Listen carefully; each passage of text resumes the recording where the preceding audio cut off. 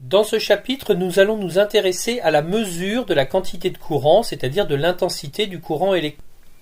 Ce chapitre fait suite au chapitre précédent, au chapitre d'introduction sur l'intensité du courant, qu'il est indispensable de visionner avant de commencer celui-ci pour arriver à comprendre. Donc nous allons essayer de mesurer l'intensité du courant. L'outil qui sert à mesurer est un mètre, et ici ce que l'on veut mesurer c'est l'intensité du courant qui se mesure en ampères. On va donc utiliser un ampère-mètre. Donc l'appareil de mesure de l'intensité est un ampère-mètre. Même si en vrai on utilise assez rarement un ampère-mètre parce que l'ampère-mètre ne mesure que l'intensité.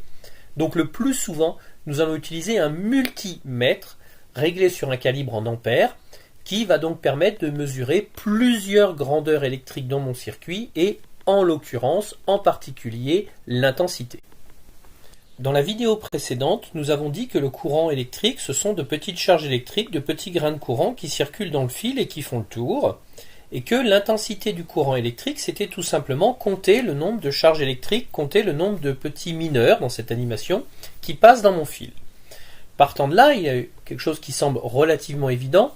Si je veux savoir combien de mineurs passent à cet endroit précis dans mon fil, où est-ce qu'il faut que je me mette? Il faut que je me mette à cet endroit-là précis. Si je veux savoir combien de mineurs passent juste sous ce stalactite, il faut que je me mette juste sous ce stalactite.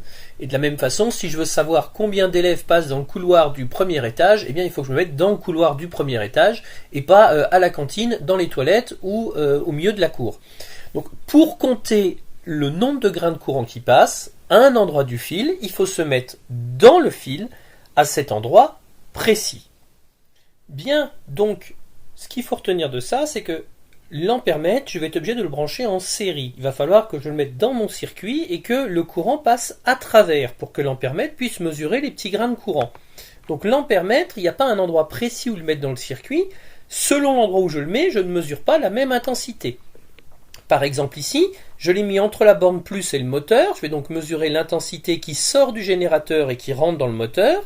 Et puis ici, je l'ai placé entre l'interrupteur et la borne moins, donc je vais mesurer l'intensité du courant qui sort de l'interrupteur et qui va retourner à la borne moins. Je ne vais pas le mettre systématiquement au même endroit selon ce que je veux mesurer. Ça veut donc dire qu'il faut que je prévoie de le mettre sur mon schéma normalisé pour pouvoir prévoir ce que je vais mesurer. Donc mon ampère-mètre, son symbole normalisé, c'est donc un A dans un rond.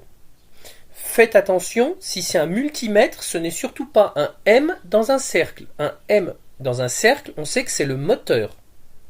Donc mon multimètre, si je l'utilise pour mesurer une intensité, on va bien le représenter comme un ampère-mètre, avec un A. Ensuite, je le branche en série, toujours en série.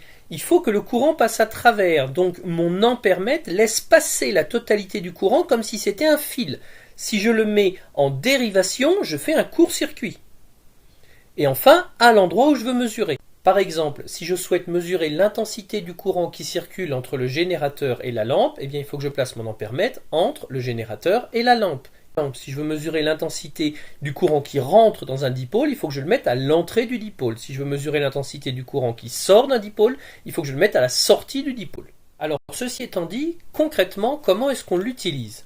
Eh bien, le multimètre, en général, il se présente comme ça, avec un cadran tournant, sur lequel il y a plein de grandeurs différentes à mesurer, un certain nombre de branchements, et puis dans chacune des parties, plein de petits calibres.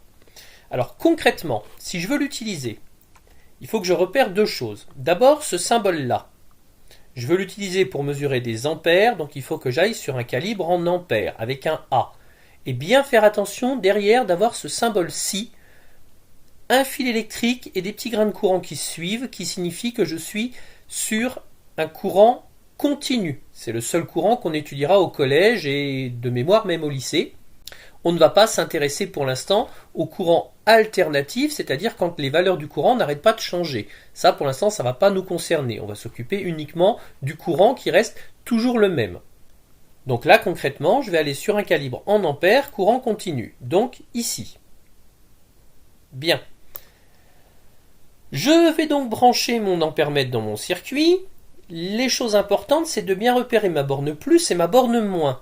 Je vous ai toujours dit de faire attention de bien brancher les fils rouges venant du plus et les fils noirs venant du moins. Et bien en fait l'explication elle est là, c'est qu'il faut arriver à brancher l'ampèremètre dans le bon sens. Vous voyez qu'ici le courant qui sort de la borne plus, donc le fil rouge, va se brancher sur les bornes en ampères, qui sont normalement rouges sur l'appareil, et le courant qui repart à la borne moins, donc à la borne noire, on le branche avec un fil noir, et il va sur la borne marquée COM, qui est la borne commune, et qui est une borne qui est noire sur l'appareil.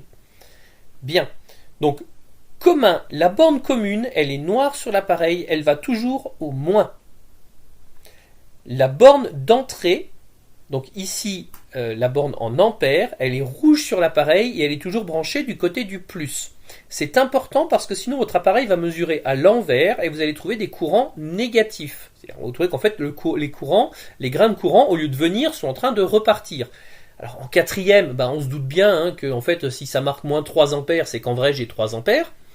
Mais à des niveaux un petit peu plus compliqués, au lycée par exemple, vous ne savez pas dans quel sens va votre courant dans cette branche-là, ça peut vous induire en erreur. Donc faites attention de bien repérer le plus, le moins, par où ça arrive, par où ça repart. Ensuite, sur les bornes en ampères, en général, il y en a deux.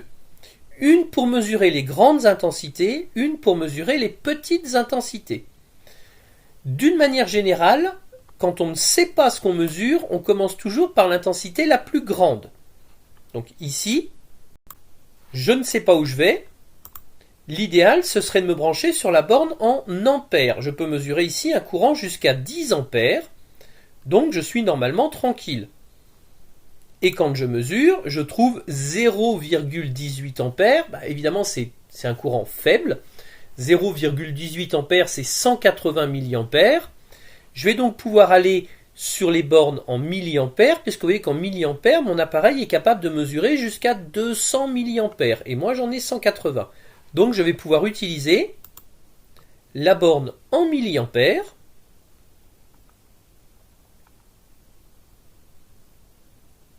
À condition de me mettre sur le calibre 200 milliampères.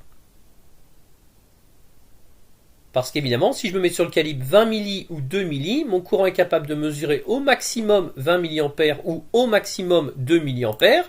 Et comme ici, j'en ai à peu près 180, ça ne marche pas. Donc dans le meilleur des cas, ça va me mettre 0 ou m'indiquer un message d'erreur. Ou dans le pire des cas, je vais griller l'appareil ou le fusible.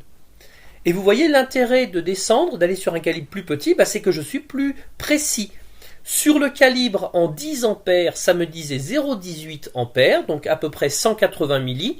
Si je me mets sur un calibre plus petit, je suis beaucoup plus précis, puisqu'au lieu de connaître ma valeur jusqu'au 8, je connais 2 chiffres de plus, donc je suis 100 fois plus précis. Alors qu'est-ce qu'il faut retenir de tout ça en quelques idées simples ? Premièrement, l'ampèremètre, il faut faire attention de bien toujours le brancher en série. Ça, c'est vraiment important. L'ampèremètre, le courant passe à travers, comme dans un fil. L'ampèremètre ne peut pas ralentir le courant, ne peut pas empêcher les charges électriques de passer, sinon il fausse la mesure. Donc c'est vraiment, si je le branche en dérivation, c'est exactement comme un court-circuit. Deuxièmement, bien faire attention de le mettre dans la partie ampère courant continu, sinon on va avoir des surprises. Troisièmement, faire attention au sens du courant.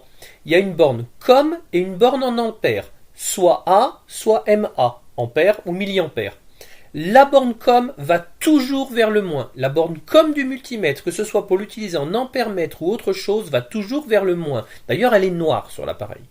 La borne en ampères, elle est rouge sur l'appareil, elle va toujours vers le plus. C'est important, sinon vous allez mesurer votre intensité à l'envers. Et un jour ou l'autre, ça vous posera des problèmes, vous allez interpréter ça comme un courant qui va dans le mauvais sens.